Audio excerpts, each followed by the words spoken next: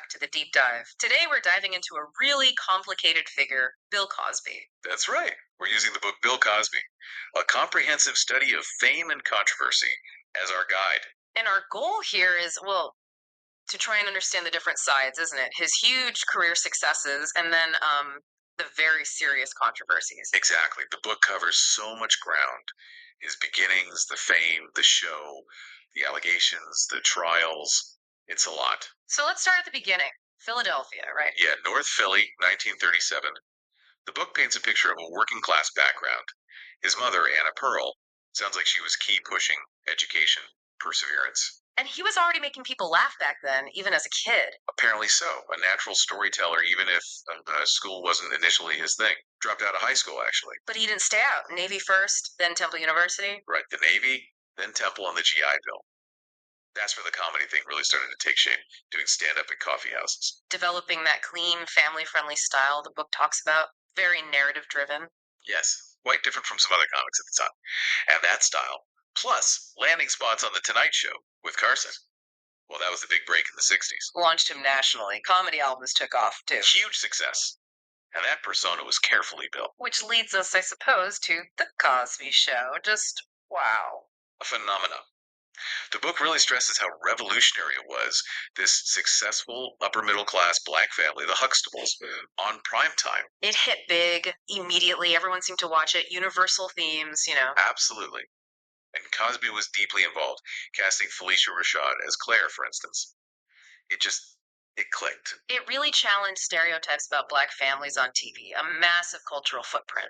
Though the book does mention some later criticism. Was it too perfect, maybe? Did it ignore other realities? A valid point the study brings up.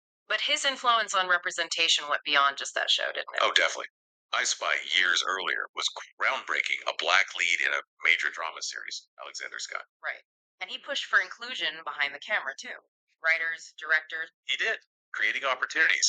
And then there was Fat Albert and the Cosby Kids, Saturday mornings. Based on his childhood friends, right. Educational, positive messages. Exactly, addressing social issues for kids, plus his support for historically black colleges and universities, HBCUs. It was a consistent theme. So this image builds. The successful comedian, the TV icon, the educator, the philanthropist. Big donations, like that $20 million to Spelman College. Very public generosity. But the book then draws this contrast, this uncomfortable juxtaposition. The public image versus, well, what came later. Yeah, the carefully crafted family man image starts to clash dramatically with the allegations when they begin to surface. When did those first really hit the public consciousness? The book points to Andrea Constand. Yes, her 2005 civil suit was the first major one. Initially, disbelief, skepticism maybe, but then more women started coming forward. Barbara Bowman, Tamara Green, the names started adding up. And as more women spoke out, the media coverage intensified, and his reputation took a massive hit, even as he maintained his innocence. Which brings us to the legal battles. Very public. Very. Constand's case eventually led to criminal charges in 2015. Then the first trial in 2017, a mistrial. But the retrial in 2018 ended differently. It did. A guilty verdict on 3 counts of aggravated indecent assault. Prison time, honors rescinded, and shows pulled. The fall was immense. And the media's role in all this, the book discusses that too. Oh, heavily.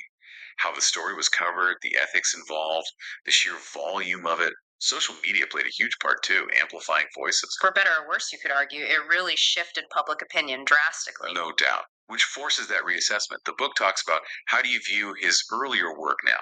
I Spy, The Cosby Show. Can you separate the art from the artist? That eternal question. It's tough. The book suggests his cultural impact was significant, revolutionary, but you can't ignore the later context. The book also touches on redemption, responsibility, big themes. Yeah, what does redemption even look like in a case like this? Is it possible? The book suggests it requires more than just, legal outcomes. Acknowledgement, maybe. And it examines that whole idea of celebrity morality. Do famous people owe us more? It's a fascinating question. The gap between the public persona and private reality can be huge, as this case shows. What about the Cosby Show's legacy on its own? The book argues it still holds weight. Its positive portrayal, influence on TV. Right. That impact remains, even if it's complicated now. You hear from cast members, critics. It's complex. So many layers. Groundbreaking achievements, profound controversies. Absolutely. The book concludes it's this deeply complex legacy. Both things are true, the positive impact and the immense harm alleged and adjudicated. It forces you to think about power, accountability, and how we remember public figures. It really does. It leaves you with that challenge. How do we process legacies that are so fundamentally fractured? There's no easy answer. Welcome to the deep dive. Today,